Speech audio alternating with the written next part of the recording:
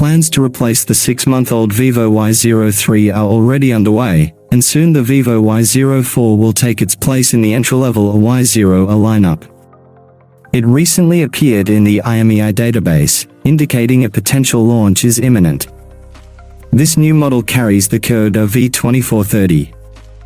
Details in the IMEI listing are limited, but it confirms the Y04 is in development.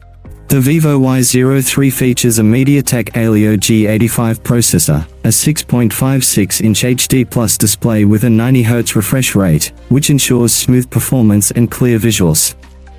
It also has a noticeable notch at the top for a 5MP front camera. With a brightness of around 528 nits, the screen performs well in various lighting conditions. Powering the device is a 5000 mAh battery with 15W wired charging, typical for this price range. It lacks a fingerprint sensor and NFC, but offers dual-band Wi-Fi and IP54 rated dust and water resistance. The camera setup is fairly basic, featuring a 13MP main camera disguised behind what appears to be a dual-lens design, although only one lens is functional. The Y04 is expected to follow a similar pattern but with some enhancements.